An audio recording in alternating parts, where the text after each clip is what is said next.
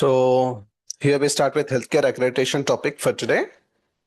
And this includes accreditation and regulatory affairs. So as far as part one is concerned for today, we'll deal with the initial parts of accreditation concepts. And overall, this topic deals with what accreditation is and how it works, and the benefits of accreditation. We'll deal what the organization benefits, what the patient benefits from due to accreditation and all. And then we'll look into some major accreditation agencies. Then we'll go through the survey preparation models, just-in-time approach, continuous readiness models. Then we'll go through the steps of going for an accreditation in detail.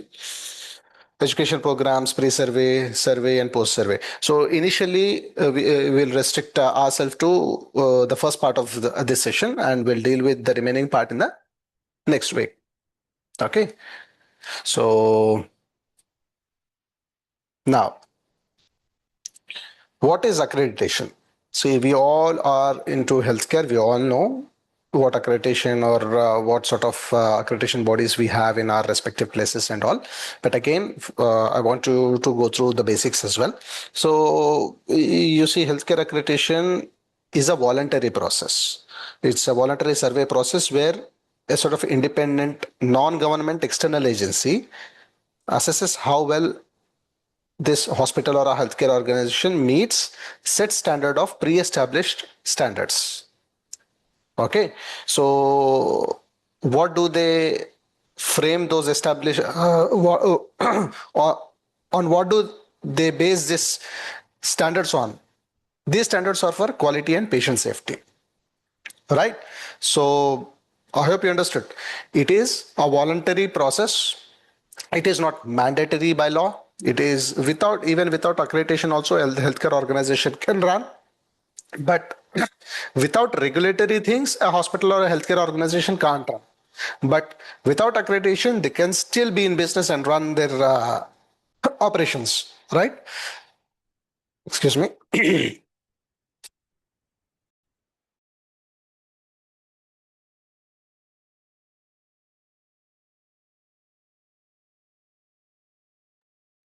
So accreditation is a voluntary survey process. Okay. Here, again, it is done by non-governmental agencies. It's done by independent external agencies. They assess how well an organization meets the pre-established standards for quality and patient safety. That is accreditation. Okay. So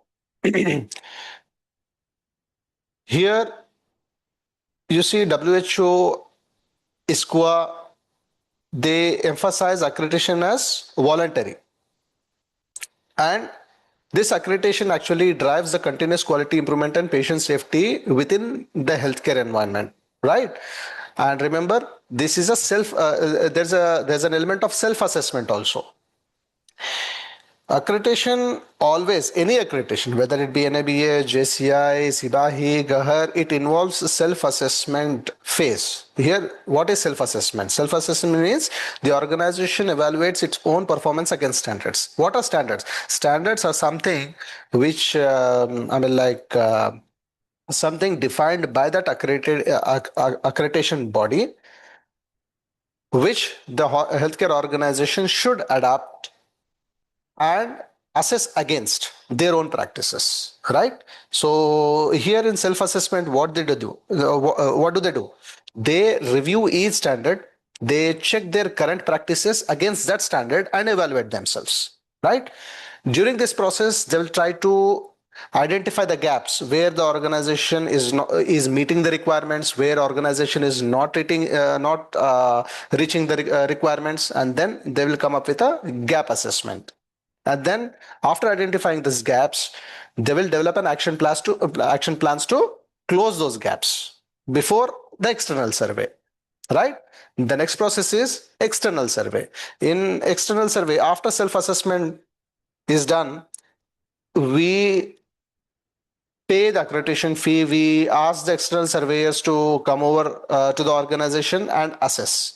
So here in this process, a team of trained surveyors, I mean, like they're also within the healthcare, they're also experts in the domain. There may be physicians, there may be nurses, there may be quality professionals, or there may be sort of administrators. They visit the organization on behalf of the accreditation agency, and they review documents, policies, and will go through all the processes which the organization is doing, and they assess the performance, right? They will also interview the leaders, staff, and sometimes patients also, and they will be shadowing, or they will be observing how the processes are done, how the documentation is done, what are the gaps when compared to those established standards which they are assessing, right? So that's how it is. Their focus is on organizational performance. They will never be on individual practitioners or on the staff. Like, it's more of an organizational performance. They try to identify the gaps, and they will, in a way, like in summary, they will see like does this organization deliver a reliable care, safe care, high quality care, whether they are meeting the standards or not. Okay, that's what the basic of accreditation is in simple sort of language. That's how any accreditation process happens, whether it be JCI, NABH, or anything within your own country, right? Now, why do organizations go for accreditation, or what are the benefits of accreditation? You see, I mean, like there are various sort of advantages for various stakeholders.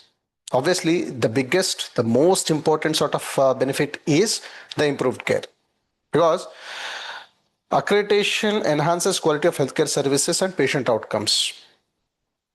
This is proven by multiple studies that accredited hospitals are likely to have sort of better adherence to the clinical guidelines.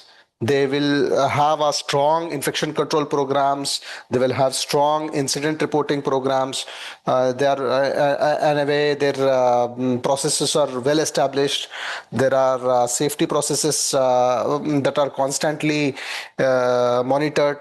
Okay, there is obviously improved documentation and communication across the care team when compared to non-accredited organizations. So obviously, the level of care in accredited organizations is better than in non-accredited organizations, right? Now, another advantage is benchmarking. Here, we know what benchmarking is, right? So, what do few accreditation bodies do?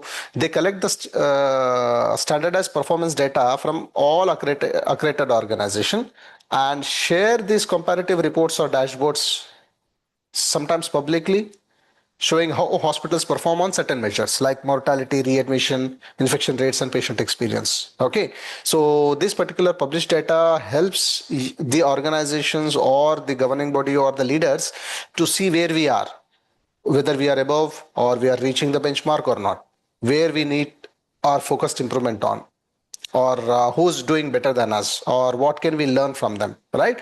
So in NABH also, they do require this quarterly data from the accredited organizations. JCI also takes this. In 8th edition, they are coming up with this benchmarking data as well. And regarding the continuous sort of accreditation preparedness is concerned, JCI is coming up with touch points every 6 months, which we'll discuss later. But as of now, benchmarking is also one of the biggest advantage as far as accreditation is concerned. Again, patient confidence. Here, I mean, like it builds trust in the healthcare system. Okay, so see, in many countries, accreditation is a sort of status, and it gives that sort of confidence of quality care. Because you see, if at all, if someone wants to go to a hospital to have an elective surgery done, if they go on for if they go online to search which organization is better, obviously, even if two organization of similar capacity, similar size, and everything are there, if one organization is accredited and one is not, obviously patients go with the accredited organizations because they believe that they are maintaining certain standards of quality, that it is better and safe to be treated in an accredited organization, right? So this way, this is one advantage for the organ of accreditation. Now contracting. Accreditation is like this has become in a way like essential for contracting with insurance companies or even for other payers also, because in many countries insurers require hospitals to be accredited before actually signing the MOUs, and sometimes governments will also tie up their national schemes to accreditation. There will be some sort of other incentives. See, for example, in India, um, uh, private insurance companies, they do offer better package rates for hospitals who have NABH accreditation. And even the government of India give or pay 10 to 20% more for government schemes if an organization is accredited by NABH, because they trust that an accredited organization provides better care than non-accredited organization. Obviously, by accrediting yourself with an accrediting agency, your organization will gain patient confidence. They have benchmarking data. Obviously, they will be providing better care. They maintain quality standards, and also they have a financial sort of incentive to go for it because they earn 10 to 20% more when compared to their non-accredited peers. Okay, so that's another advantage of accreditation. So you see, these are this slide shows you different sort of accrediting agencies. CPHQ, JCI, Gahar is in Egypt, NCQA is in US. Joint Commission is for United States. Joint Commission International is for the other parts of the world. NABH for India, Sibahi for Saudi Arabia, right? So here you see ISQA also. ISQA is International Standards of Quality in Healthcare. This is the apex accreditation body which actually accredits all other accreditation bodies. Okay, so that's about it. And do you know what there's common in all these agencies? They all use written published standards based on best practices and evidence. Okay, and they also have trained surveyors who conduct on-site survey, and obviously their emphasis is on continuous improvement. Okay, that's something common with all accreditation bodies. Now, once we know what accreditation is, what the benefits of accreditation are, we'll go through the survey preparation models. Okay, there are two types of survey preparation models: just-in-time model and continuous readiness model. We'll go with just-in-time model now. So this is how few organizations prepare for accreditation surveys. And you see, this is one of the most problematic approach as far as accreditation is concerned. But unfortunately, majority of the organizations actually go through this model. That's something which worries us as a quality professionals. But again, this is a reality too. So what exactly is just-in-time model? Here, you see, there is no real leadership commitment to accreditation. You don't find the leadership commitment, but obviously this is one thing which we have been going through from session one itself. Always for any initiative, the leadership commitment is a must. But in just-in-time model, there is no leadership commitment. Here, no leadership commitment in the sense they don't actually weigh accreditation and all these processes on a what do you say, on the most important of priorities. They feel this is some sort of task which can be done just before accreditation, and once it's over we don't need to focus at all. Okay, it's more of a one-time sort of preparation. There's no much weightage for the leadership. They don't really prioritize the continuous readiness. Okay, and the organization here prepares only just before the survey date. Most of the times, it's most of the accredited bodies give the accreditation for 3 years. In case if an organization is going for the first time also, just in time model organizations go for preparations just before survey, just before some 2 to 3 months or 6 months before survey. And once the survey gets over, they will really not stick to those things. That's a poor sort of culture over there, the poor culture of quality. Here, the compliance is not sustained, but fluctuates in response to non-survey cycles. See, like an organization is going for accreditation in 2021. Then, if they get accredited, they will be facing another survey cycle in 2024. So here, the compliance in such models, compliance is not sustained, but they will start preparing early in 2000, late to 2020, and again just before another re-accreditation cycle in 2023 or 24. But between those two accreditation cycles, obviously they will not take things seriously. So compliance is not sustained. And during any unplanned survey visit, crisis management cycle begins. Like you all know, this is how things become chaotic. In case if there's an unplanned survey visit, this is present in few accreditation organizations, accrediting bodies, where they will announce a sudden visit, surprise visit, or unplanned survey. In such situations, because they are not compliant to the standards, because they are not sustaining those standards, and there's no culture of quality, obviously it feels like it's a crisis. Now they are supposed to manage that particular crisis.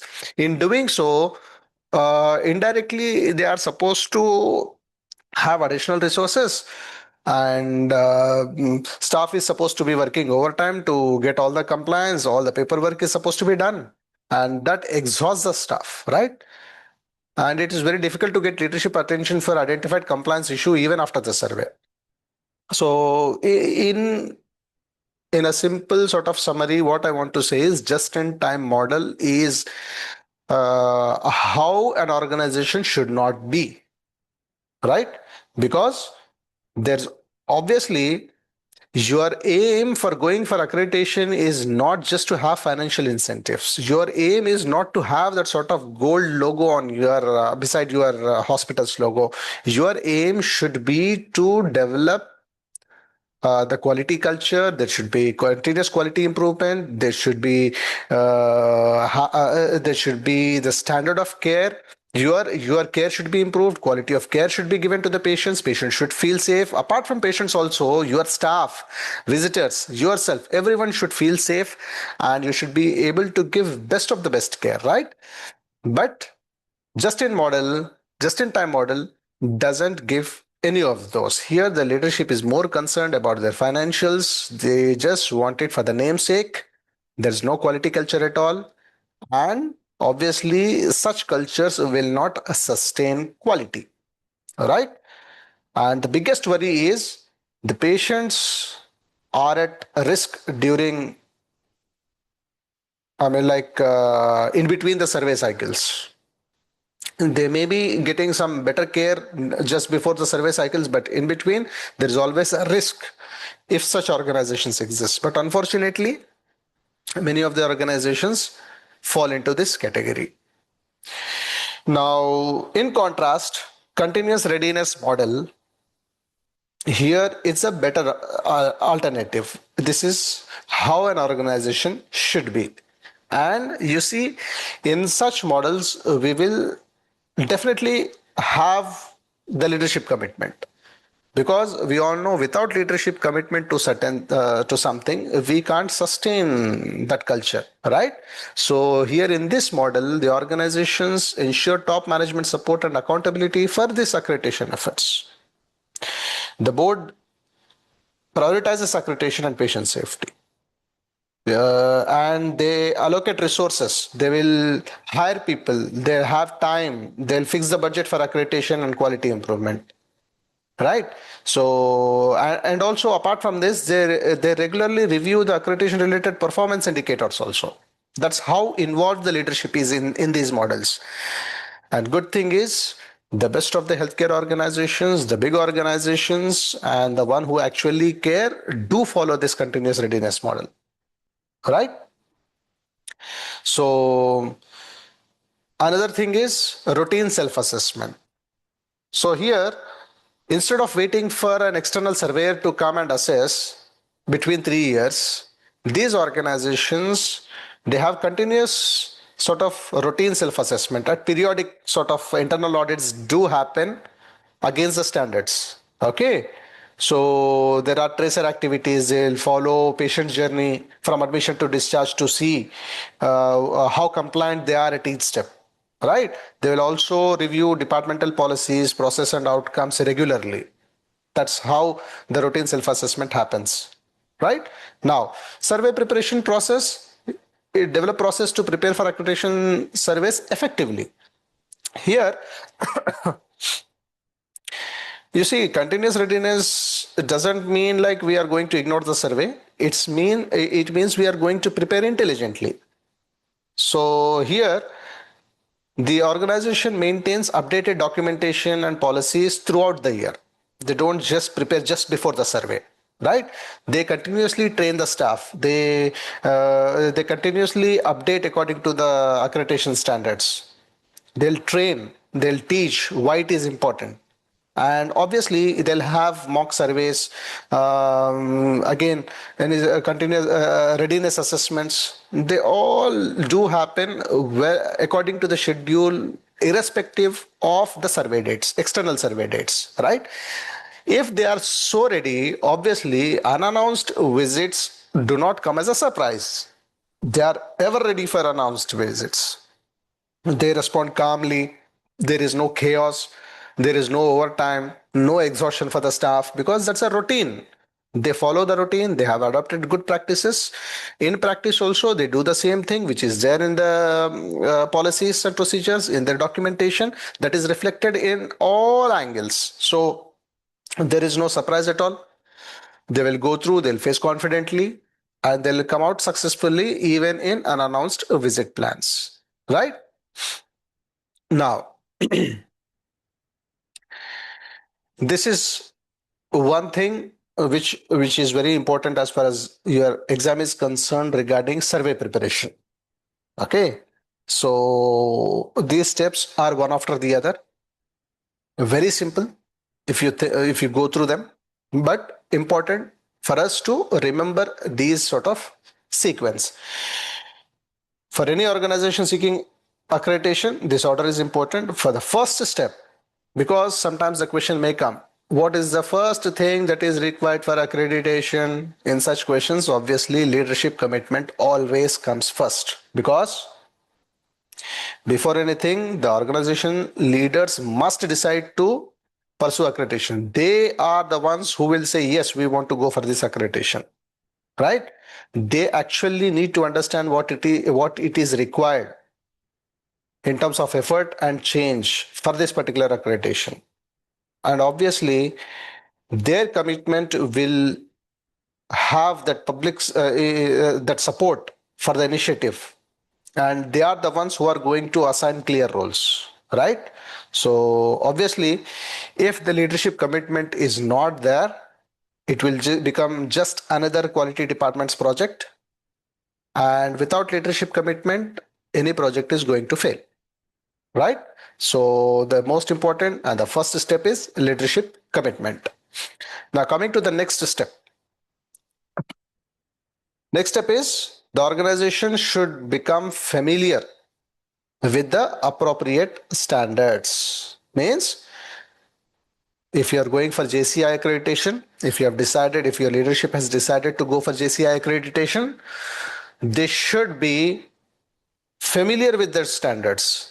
To become familiar with those standards, what we'll do is we obtain the latest version of accreditation standards, which is relevant to the facility type, whether it's a hospital, whether it's primary care, whether it's a military care, or etc. And then we get those standards, we review each chapter, and we review each standard carefully. We'll have those standards interpreted, right? And then comes the next step. So in a way, leadership commitment is first, then becoming familiar with the appropriate standards is something which comes next. Okay. Now, third step is assign a team and chapter owners. So here, a team for accreditation management and standards education is formed. Okay. And we'll try to identify the chapter owners. You see, each accreditation body has certain chapters that may be depending on few sort of departments. We need someone from each department to be the chapter owner. All right. So who is a chapter owner? Most of the times it's a senior staff member responsible in that particular area of standard. They may be from general surgery, they may be from pharmacy for medication management, they may be even the CEO or someone CMO as far as leadership and governance is concerned, right? So this particular team, this particular accreditation management thing is a multidisciplinary team, right? So here, this particular top team is responsible for education and compliance in that particular area. For OT, if the head of the operation theater is a general surgeon, he is responsible for the standards which are relevant to OT. For emergency department, the standards which cover the emergency department are supposed to be the responsibility of the ED head of the emergency department. In such way, we define these chapter owners, we assign the team for this accreditation, right? Now, after these chapters owner, after this step, we'll try to educate the standards. Now, here each chapter owner has something within their particular zone, within their area, to educate their staff. Like for pharmacy, medication management, the pharmacy manager or the head of the pharmacy is responsible to educate the staff, pharmacy staff, on the standards applicable for pharmacy and medication management. He is the one who is supposed to take care of the staff education and implementation of those standards in this particular area. All right. So they're responsible for explaining the standards to the staff.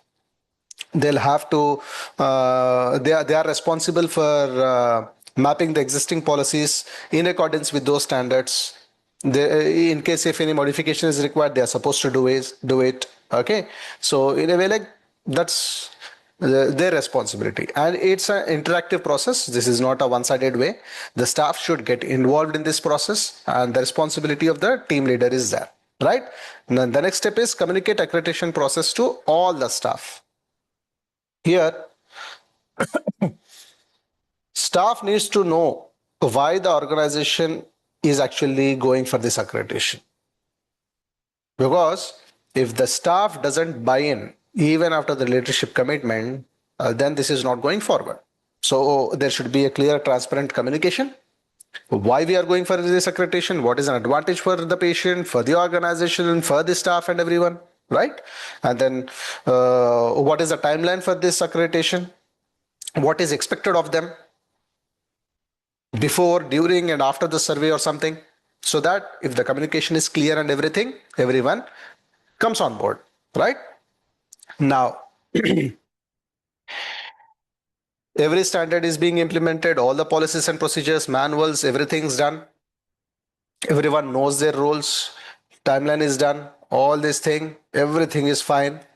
Now, before going for an external survey, okay, or before going for even internal assessment, educate all the staff on frequently asked questions by surveyors. Like, This is something which every organization does who goes for accreditation. This is a sort of cheat sheet that they give. Like, what are the general most asked questions from the surveyors, whether they may be internal or external, right? How do you identify a patient correctly? What are the IPSG goals? What's your process for high alert medications? Or if there's any security safety concern, how do you escalate that, right? Can you please show me how the handoff process is, right? So here, when you educate your staff on frequently asked questions, they are ready, they are confident, they are prepared to face any survey, right? Now, the final step is checking compliance to standards. Now, once everything is in place, the initial gap assessment is everything is done. Now we are going for checking the compliance to standards. Here we conduct internal audits, we do tracers, we observe things, right? We'll form a team of internal assessment, internal audit. We'll go through everything, every process, every step, and do as if an external surveyor comes over, right? Then we'll be reviewing indicators, incident reports, kappa, everything, and we'll document whether it is fully met, compliance is fully met or partially met, or no compliance at all against each standard of that particular accreditation. After that, we'll try to identify the gaps, we'll close it, and we are ready for external survey. This is something related to accreditation. Okay, these steps are very much important. Just remember that a very basic, very sort of simple sort of order, which is very much practical and easy to remember also. Nothing to worry about this, but very much important as far as your exam is concerned, because sometimes the question may ask, after this step, what are you going to do? Or what is the first step in the process, or something like that. Okay, so this is where I want to stop today. And then for the remaining part, as far as the staff education is concerned, before pre-survey, during survey, post-survey, and and after that, we'll be going through what JCI is, what NCQA is, what other accreditation bodies is in the next session. Okay.